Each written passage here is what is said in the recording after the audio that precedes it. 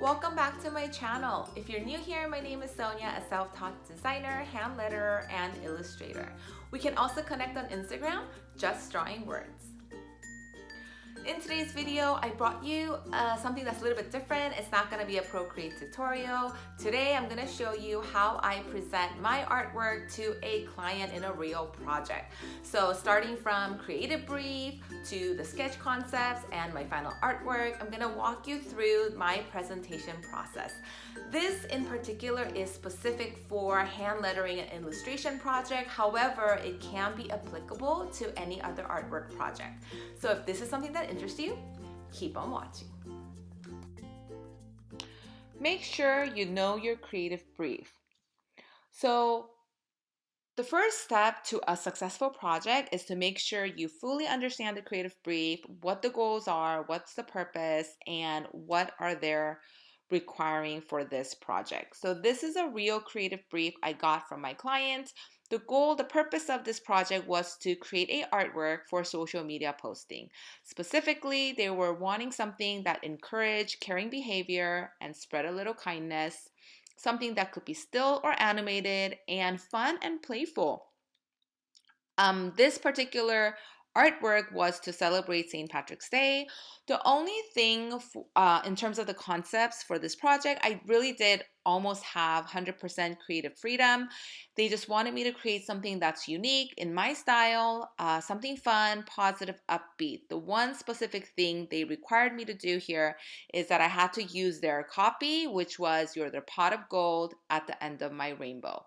Some additional requirements I had was I had to create 2 to 3 sketch concepts, had to provide them with a color palette, and I had to finish everything, meaning the sketch concepts, within 5 days. So the point here is to make sure you read the creative brief carefully and multiple times if needed. It is really important to understand what is required for this project, and that will save you tons of time of going back and having to start something from scratch. Moving on to step number 2 is to present your sketch concept. When I do present any kind of artwork to the client, I compile it into a PDF file with the cover page, and this is a real cover that I used. For this particular project, I ended up coming up with 3 concepts, so the client had more concepts to choose from.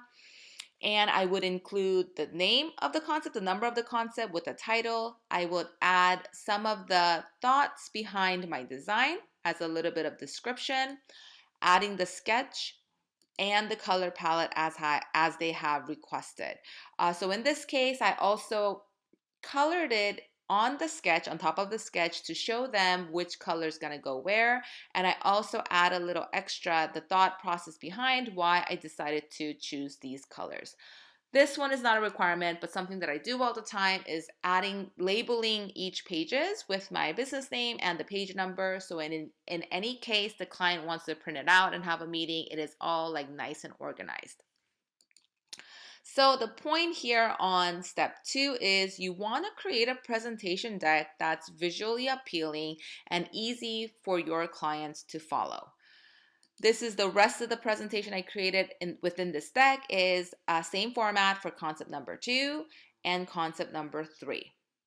Once the step is over, the client will choose one concept and then we move forward into further tuning the details.